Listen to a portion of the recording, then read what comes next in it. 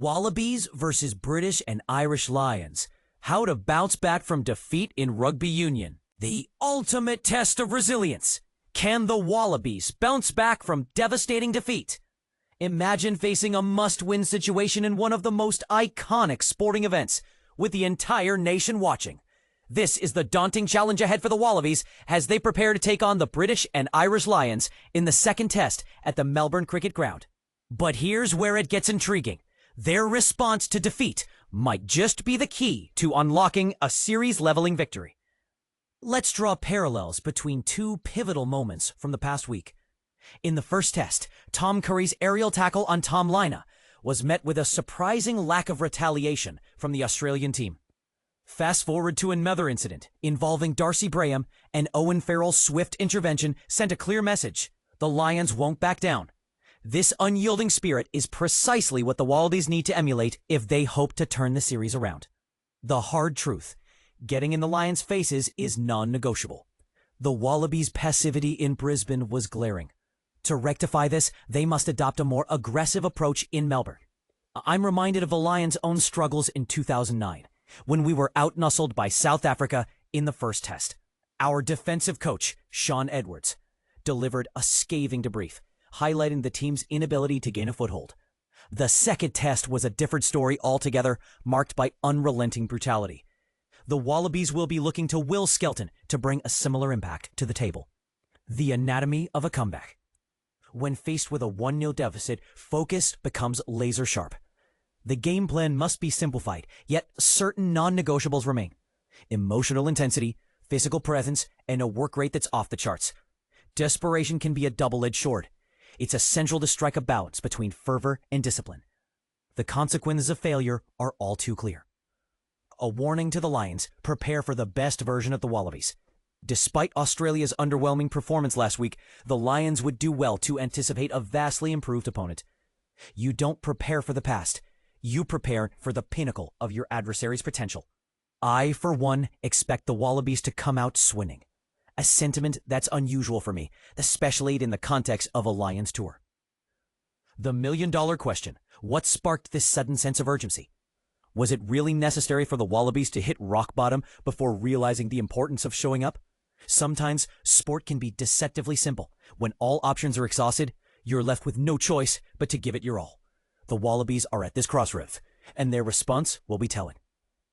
A glimmer of hope, green shoots, and the promise of a competitive match. Rob Valetini and Will Skelton will undoubtedly bring a heightened level of physicality to the table. With so much at stake, it's almost guaranteed to be a more competitive match. As a Lions fan, I find myself in the unusual position of rooting for significant improvements from the opposition. A testament to the Wallabies' current standing. The harsh reality: a team struggling to find its footing. Ranked 6th in the world by default, the Wallabies are facing an uphill battle. The Melbourne Cricket Ground, typically abuzz with energy, is not sold out for this once-in-a-decade event. A stark contrast to the 65,000-strong crowd I witnessed at a recent AFL club match. The Lions' mindset: sympathy aside, it's time to deliver. While I empathize with the Wallabies' plight, the Lions will be unforgiving. They'll be frustrated with their own subpar second-half performance in the first test, but they'll also be aware of the opportunity to seal the series. To succeed, they must showcase a ruthless edge, weather the impending storm, and maintain their intensity. If they can achieve this, I have no doubt they'll emerge victorious. Farrell and Schmidt gear up for a second test showdown. History has a way of haunting even the bravest warriors, and for Andy Farrell's British and Irish Lions, that specter looms large. 12 years ago, Farrell watched as Warren Gatlin's squad threw away a 1-0 lead in the second test against Australia, a narrow 16-15 loss now watered into the annals of rugby history. The same questions now hang in the balance. Can you bottle lightning twice? The Wallabies are licking their wounds, but return rejuvenated for Saturday's second test at the Melbourne Cricket Ground. Australia's unleashed their big guns: Rob Valetini, Will Skelton, and Dave Parecki, to bolster a pack that was steamrolled in Brisbane. Meanwhile, the Lions face their own demons, maintaining peak emotion for back-to-back tests. Like performers trying to top a standing ovation, they're tackling the ultimate encore challenge. But here's the thing. Farrell refuses to accept excuses about human limits. It all comes down to mindset, the Lions coach declare. If we expect greatness once, why settle for anything less the second time? His reign is built on this mental fortitude, a philosophy as old as the game itself, yet as fresh as the bruises from that Brisbane opener. Yet comic reality whispers differently. Last week's 27-19 Sydney victory came with a caveat. The Lions let their guard drop after halftime, their 24-5 lead melting into sloppy penalties and lost focus. We were too casual, Farrell admitted, pinpointing the dip in intent that almost undid their masterclass. This isn't about being perfect. It's about staying locked in when it matters most. On the flip side, Wallabies coach Joe Schmidt is plotting a revolution. Post-game, his team's late surge, those 2 tries in the final 25 minutes, wasn't just pride-saving. It was a blueprint. We were too nice last week, Schmidt lamented. We got bullied. Now we're recalibration, aggressive line speed, tactical ferocity, all without the chaotic leaks that gifted the Lions a 13-2 line break disparity. And this is the part most people miss. Saturday's test isn't just about next scores. It's a referendum on rugby identity. For Schmidt, victory at the MCG, a sacred Australian stadium, would be more than a win. It would be a catalyst, the kind of upset that reshapes careers and recalibrates self-belief. Competing against the best forces you to raise your ceiling, Schmidt noted. This could be the spark that turns potential into reality.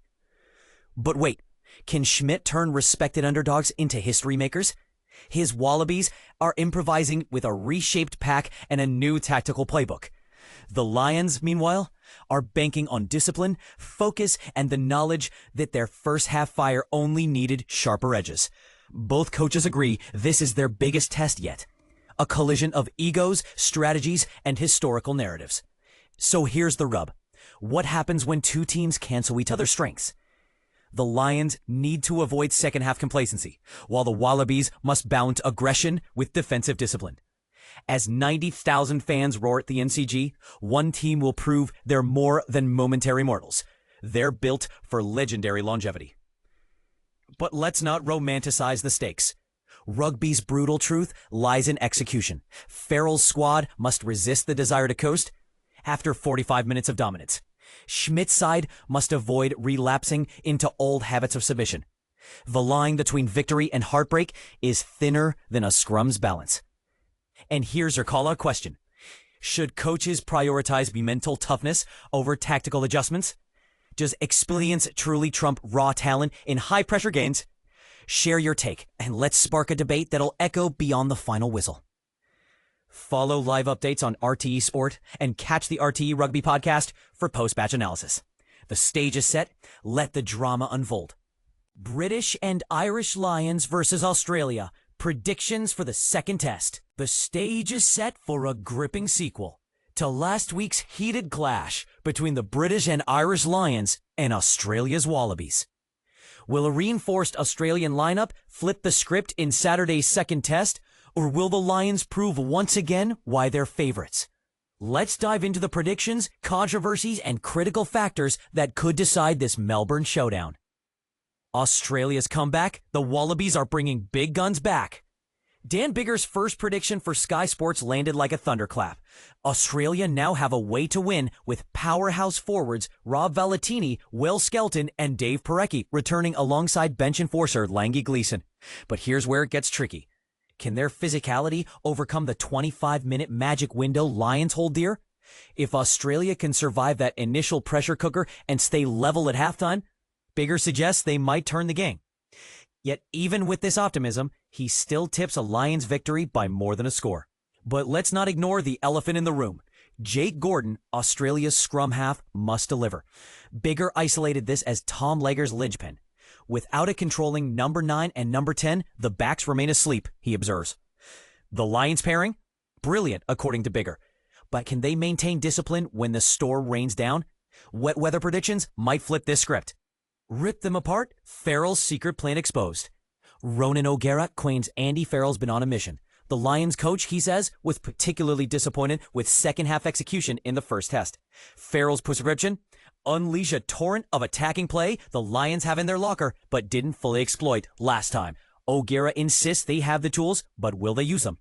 And this is the part most people miss. Australia's returning stars add heft. Valetini and Skelton might just give them the parity they lacked. But O'Gara tips the Lions' ball skills as the deciding factor. They have it all to play for. But will they seize it? Weather plus numbers equals 6-point edge? Will Greenwood flip to the analytical side? Those 10-point favorites numbers for Lions? Slash to 6 when rain hits. His final prediction, a 25-19 Lions win, almost identical to round 1. But here's the debate starter. Does Greenwood's numbers guy approach undervalue Australia's lineup changes? Comment below, where do you stand? The schedule, your complete guide. Here's how to catch every bone-breaking tackle. Saturday, July 26th, second test, Melbourne Cricket Ground. Saturday, August 2nd, third test, Sydney. And don't forget the prelude. The Lions have already delivered stunning wins against NSW Waratahs and ACT Brumbies. But Australia's post-reinforcement Wallabies are a different beast. One last twist, copyright partners. Proud sponsors continue to back this epic clash.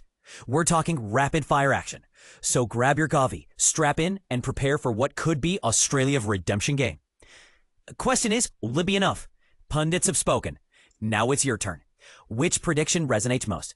Do you think Australia's power players change the outcome, or is Lions attacking flair unstoppable? Share your take below.